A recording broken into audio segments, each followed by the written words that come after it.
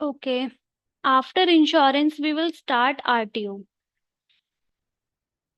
This is your RTO receipt. What is RTO?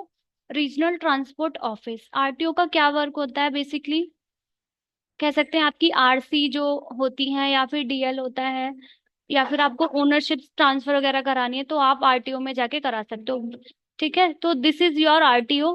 तो RTO करवाना एक कंपलसरी है, it's a compulsory document. Every customer को RTO कराना ही होता है, ठीक है, चाहे वो टेम्परेरी बेसिस पे कराए चाहे वो परमानेंट बेसिस पे कराए।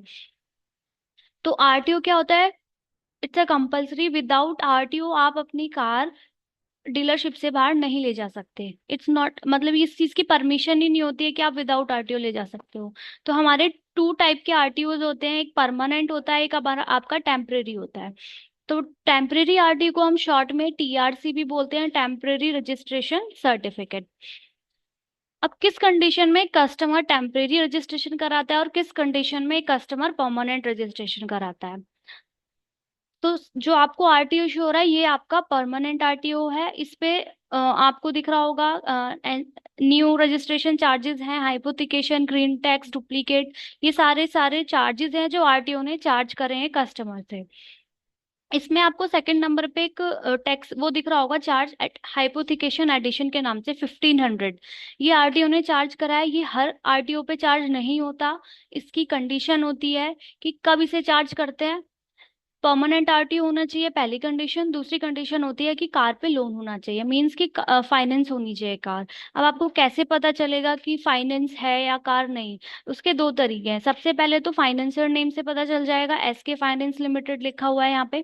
दूसरा, आपके डॉक्यूमेंटेशन के साथ एक अप्रूवल लेटर अटैच होगा जिसे हम सैंक्शन लेटर बोलते हैं। उस पे ये शो करता है कि व्हीकल कौन सा है, कस्टमर कौन है, उसने कितने का लोन लिया है, तो वहां से भी आपका कंफर्म हो जाता है। तो ये कंडीशन जो होती है दो हैं, अगर दोनों सेटिस्फाई होती हैं तभी ये चार्ज लगता है, अदरवाइज नहीं लगता। तो एक सबसे पहला है कि क्यों लगता है। आपने कभी आरसी देखी होगी, उस पे फाइनेंस का नेम लिखा रहता है, फाइनेंसर नेम। अगर किसी भी आरसी पे फाइनेंसर नेम लिखा रहता है इट मीन्स कि उस कार पे लोन होता है। अभी वो कस्टमर उस कार का लीगल ओनर नहीं होता है। तो जब तक वो लोन रिकवर नहीं हो जाता तब तक वो फाइनेंसर नेम आरसी पे प्रिंट आता ही आता है। तो उस कंडीशन में आरटीओ चार्ज करता है 1500। ठीक है, तो एक तरीके से आरटीओ आपको एक सर्विस दे रही है कि वो आपको प्रिंट करके दे रही है आपकी आरसी पे फाइनेंसर नेम, तो वो आपका चार्ज लेती है इस चीज का कि अभी आपकी कार पे लोन है, तो 1500 वो चार्ज करती है। ये वन टाइम चार्ज नहीं होता, जब तक आपका लोन रिकवर नहीं होगा ये लगता रहता है। ठीक है, एक तो ये चार्ज होता है आपका।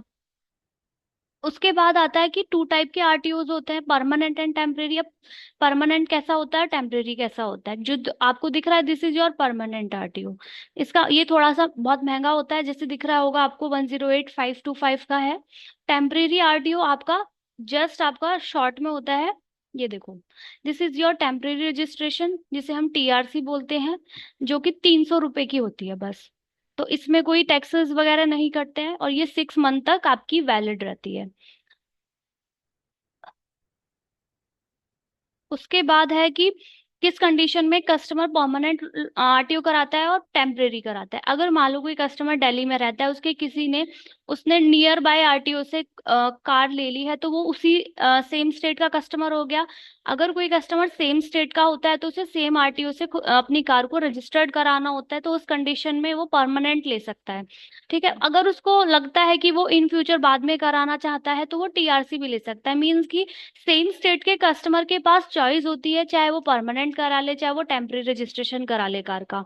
बट अगर कोई कस्टमर दिल्ली में जॉब पर्पस के लिए रह रहा है, बट वो बिलोंग कहाँ से करता है, वो एक्चुअल रहने वाला कहाँ का है, फॉर एग्जाम्पल पंजाब का रहने वाला है, तो वो अपनी कार को जो रजिस्टर्ड कराएगा वो दिल्ली से नहीं करा सकता, वो कराएगा पंजाब से। तो उस कंडीशन में वो टीआरसी लेता है। ठीक है, टेम्परेरी रजिस्ट्रेशन लेता है 6 मंथ लेकर। जब वो अपनी स्टेट में पहुंच जाएगा देन उस पे वो चार्ज एप्लीकेबल होगा, मतलब कि परमानेंट आरटीओ करा सकता है। तो ओवरऑल ये है कि अगर सेम स्टेट का कस्टमर है तो दोनों में से वो कोई सा भी आरटीओ करा सकता है। अगर स्टेट ट्रांसफर का केस है, मतलब कि अदर स्टेट में जाके उस कस्टमर को अपना आरटीओ परमानेंट कराना है, तो उस केस में वो हमेशा टीआरसी लेता है। ठीक है, तो समझ में आया परमानेंट कब लेता है कस्टमर, टेम्परेरी कब लेता है। एक चीज और मुझे आपको दिखानी थी, ये वाला, ये भी आपका परमानेंट रजिस्ट्रेशन है, बट इसमें आपका क्या हो रहा है, पार्किंग फीस के नाम से आपको 4000 का चार्ज दिख रहा है। ये आपका एमसीडी पार्किंग नाम से, एमसीडी का पार्किंग चार्ज है। ये सिर्फ और सिर्फ दिल्ली के कस्टमर्स के लिए एप्लीकेबल होता है, जो दिल्ली में किसी भी शोरूम से कार लेते हैं तो उनके ऊपर ये टैक्स एप्लीकेबल होता है। ये नोट करके आपको लिखा रखा है, for Delhi registration customer has to pay one time MCD parking charge for ₹4000. This amount is only applicable in a case of permanent registration. If customer take TRC, dealer can't take NCD charges. ठीक है। Hypothecation की condition मैंने आपको बताई, permanent plus lone होती है। अगर आपसे ये क्वेश्चन पूछा जाए कि अगर कस्टमर ने टीआरसी करा रखी है और उस गाड़ी पे लोन भी है, तो क्या उस कंडीशन में कस्टमर को हाइपोथिकेशन देना पड़ेगा या नहीं देना पड़ेगा।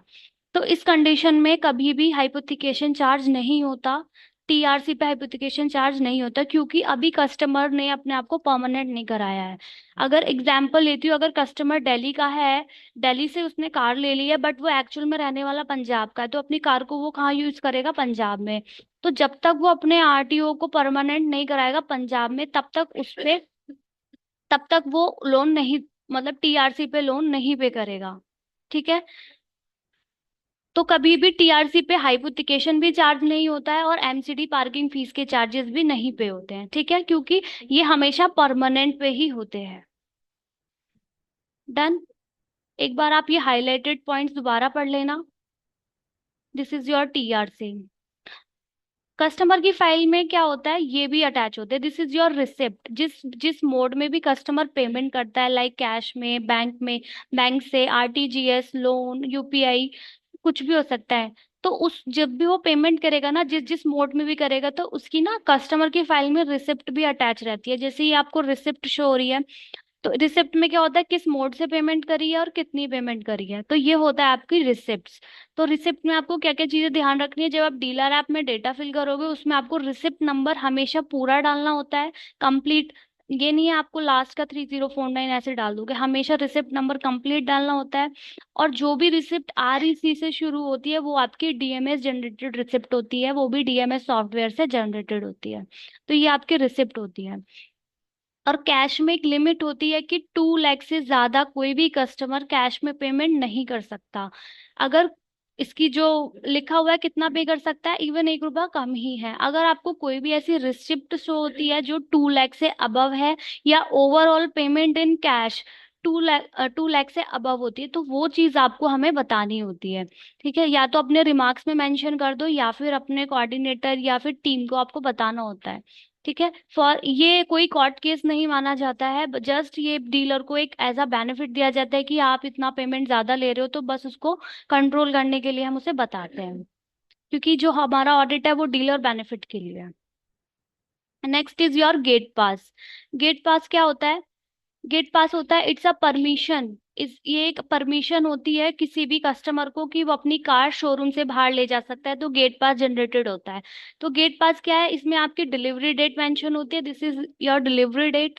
और इसमें ज्यादा कुछ नहीं होता, बस ये क्या होता है, जब आपको कार लेके जानी होती है तो आपको ये गेट पास गार्ड को देना होता है, शो करना पड़ता है, वो आपको परमिशन देता है कि आप अपनी कार ले जा सकते हो। ठीक है, इसके बिना आपको परमिशन नहीं मिलती है। Next is your checklist. Checklist क्या होती है, आपको चेकलिस्ट भी मेंटेन करके चलनी है। जो भी आप जब भी आप फाइल ऑडिट करोगे, तो उसमें आपको चेकलिस्ट इसलिए मेंटेन करनी होती है। इस पे क्या होता है, टोटल डॉक्यूमेंटेशन के नेम मेंशन होते हैं, तो at the time of audit आपने फाइल में कितने डॉक्यूमेंट देखे या चेक करे, उसको आपको फिल करना होता है। ठीक है, for your own record purpose. कल को आप मान लो ये शोरूम से, मतलब जो डीलरशिप से आप जो फाइल वगैरह ऑडिट करते हो, आप घर तो लेके आओगे नहीं, या आपको रिटर्न करनी पड़ती है ईडीपी को वापस। तो उससे क्या होता है, कल को आपकी फाइल में कोई चेंजेस ना हो जाए, या डॉक्यूमेंटेशन ऊपर नीचे ना हो जाए, कुछ निकल जाए, कुछ पेपर एक्स्ट्रा डाल दे कोई डीलर का स्टाफ। ठीक है, तो उस कंडीशन में हमें ये चीज फॉलो करनी पड़ती है कि हमारे पास ये रिकॉर्ड रहता है कि हाँ, हमने at the time of audit ये सारे डॉक्यूमेंट देखे थे, तो इससे ज्यादा या कम नहीं होने चाहिए। तो ये हमें मेंटेन करके चलनी पड़ती है। ये होता है आपका ऑटो कार्ड। ऑटो कार्ड हमेशा 885 रुपीज का फिक्स्ड होता है। It's not a compulsory document. Customer ले भी सकता है और नहीं भी ले सकता। तो एक कार्ड बनता है, उसमें क्या होता है, जैसे कि आप कभी ऑनलाइन शॉपिंग वगैरह करते हो तो आपके कॉइन्स वगैरह ऐड हो जाते हैं, फिर आपको थोड़ा डिस्काउंट वगैरह मिल जाता है। तो ऐसे क्या होता है, अगर आप इस कार्ड को बनवाते हो या बार बार यहाँ से सर्विसेज लेते हो या किसी को रेफर वगैरह करते हो, तो उस कंडीशन में आपको कुछ चीजें मतलब डिस्काउंटिंग में मिल जाती हैं, तो उसके लिए ऑटो कार्ड बनवाना पड़ता है। तो ये जस्ट 885 रुपीज का होता है। अगर कस्टमर लेता है तो ले सकता है, अदरवाइज ऑप्शनल है। कंपल्सरी आपका आरटीओ होता है बस। ये आपका फास्टैग है, अगर वो लेना चाहता है तो ले सकता है, उसकी रिसिप्ट ऐसी होती है अगर लेता है तो। ये है आपका बिल, ये है आपका एसेसरीज बिल।